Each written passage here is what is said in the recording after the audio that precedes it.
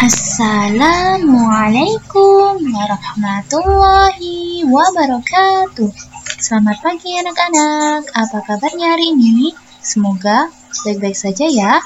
Sebelum mengawali pembelajaran hari ini, marilah kita berdoa. Bismillahirrahmanirrahim. Anak-anak, minggu kemarin kita telah belajar tentang unsur intrinsik cerita. Untuk kali ini, kita akan mengulas kembali tentang unsur intrinsik dalam suatu cerita. Simak baik-baik ya. Tentunya anak-anak masih ingat bukan apa saja unsur intrinsik dalam suatu cerita. Yang pertama yaitu tema, dua tokoh, yang ketiga alur atau plot, yang keempat setting atau latar, yang kelima sudut pandang, dan yang keenam adalah amanat. Nah, untuk kali ini kita akan membahas terlebih dahulu tentang tiga unsur intrinsik. Yang pertama tema, yang kedua tokoh, dan yang ketiga alur. Simak baik-baik ya videonya. Sekarang kita bahas tentang tema. Tema merupakan pokok pikiran atau ide pokok yang disampaikan pengarang kepada pembacanya. Di sini tema itu ada banyak, ada pendidikan, persahabatan, kemudian ada keluarga, agama. Ya, sekarang kalian perhatikan ya, contohnya seperti ini. Komputer sangat meringankan beban manusia dalam bekerja. Komputer dapat menyimpan data dengan baik, membantu mengetik, membuat desain, dan banyak manfaat lainnya. Saat bosan, manusia juga bisa bermain game dan mendengarkan musik. Nah, menurut kalian tema dari cerita ini apa? Mengenai teknologi, agama, atau pendidikan? Temanya yaitu tentang teknologi. Sekarang kita mengenal tokoh. Tokoh adalah pelaku dalam cerita. Ini tidak bisa dipisahkan dengan penokohan, yaitu cara pengarang untuk menggambarkan watak tokoh. Di sini perannya, tokoh ada peran utama dan peran tambahan. Peran utama di sini adalah tokoh utama, tokoh-tokoh yang sering muncul dalam cerita tersebut. Sedangkan tokoh tambahan yaitu tokoh yang mendukung peran si tokoh utama. Kemudian perwatakan itu nanti juga dibagi menjadi tiga ya. Ada protagonis yaitu tokoh yang berkepribadian baik, antagonis yang memiliki lawan ya, yang berlawanan dengan protagonis yaitu bersifat buruk. Kemudian ada tritagonis yaitu sebagai penengah antara prota dan antagonis. Nah, sekarang kalian lihat Ayah Pino bersiap-siap menuju pasar. Ia menenteng 2 jerigen minyak tanah. Di tengah jalan, ia berpapasan dengan Pak Simon tetangganya. Pak Simon mau membeli minyak tanah. Begitu juga dengan tetangga yang lain.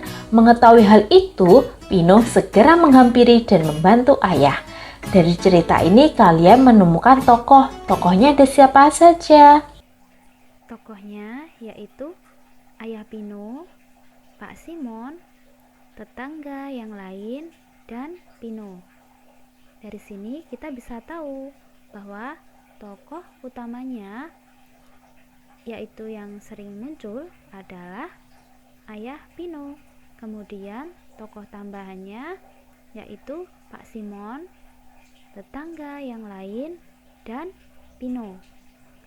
Nah, menurut perwatakan atau berdasarkan watak, tokoh tadi dibedakan menjadi 3 ya, yaitu ada protagonis, antagonis, dan tritagonis. Nah, dari sini kita bisa tahu ya bahwa tokoh yang ada di dalam teks di sini adalah tokoh protagonis. Jadi Ayah Pino, Pak Simon, tetangga yang lain, dan Pino itu adalah tokoh protagonis. Nah, di sini ada alur. Apa itu alur atau plot? yaitu rangkaian peristiwa yang membentuk cerita. Alur dibedakan menjadi 3, yaitu ada alur maju, urutan cerita sesuai waktu kejadian. Diceritakan berawal dari masa lampau ke masa sekarang. Yang kedua, ada alur mundur, yaitu menceritakan masa kini, kemudian kembali lagi ke masa lampau. Dan yang ketiga, ada alur campuran, yaitu gabungan dari alur maju dan alur mundur. Sekarang kalian perhatikan, ya, ada contoh seperti ini. Hanif dan teman-temannya sedang mengerjakan soal matematika dari Bu Ayu.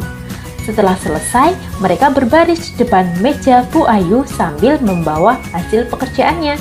Tiba-tiba Hanif menyerobot antrian. Ya, di sini Hanif mengerjakan soal. Setelah itu dia maju. Kemudian ada temannya yang menyerobot, ya, si Hanif menyerobot. Nah, berarti kan itu beruntun. Berarti termasuk alur maju. Sekarang kalian perhatikan. Sobat, kini aku sudah sarjana. Inilah mimpiku waktu kecil. Mimpi yang menjadikanku seperti ini. Di masa lalu, ibu selalu berkata bahwa biaya sekolah sangat mahal, apalagi biaya kuliah. Rasanya sulit bermimpi untuk belajar di perguruan tinggi. Dalam hati, tak peduli, aku harus belajar dan mencapai cita-citaku. Aku lari ke sana kemari membantu ibu menjual roti untuk tabungan sekolah. Kalian lihat ya, di sini yang digarisbawahi di masa lalu. Berarti menceritakan masa lalu.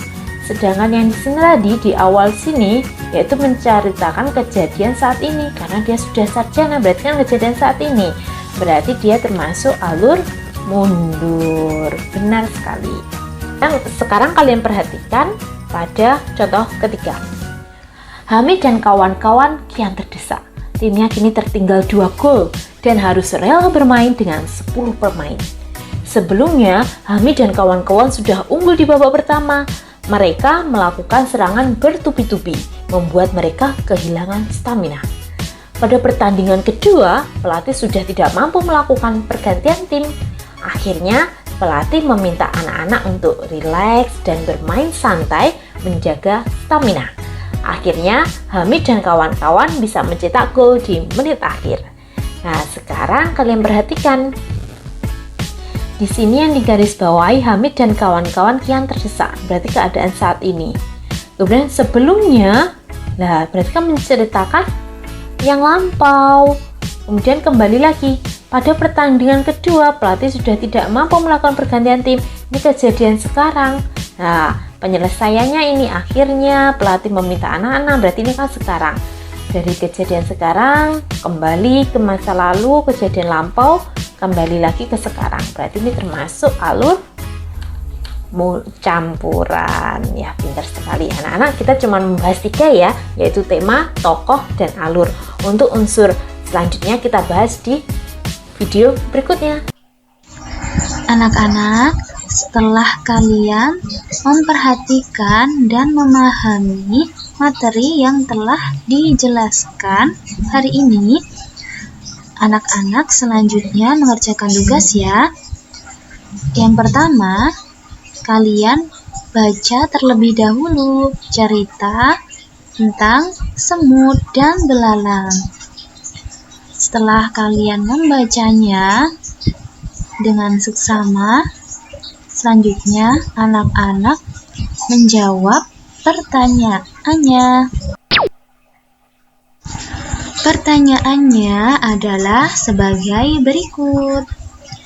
Jangan lupa ya, tugasnya kalian tulis di buku tulis bahasa Indonesia, kemudian diberi nama, kelas, dan tanggal. Selanjutnya, anak-anak kirimkan foto hasil mengerjakan tugas ke Bu Rahma. Sekian dari Bu Rahma, sampai jumpa lagi anak-anak. Wassalamualaikum warahmatullahi wabarakatuh.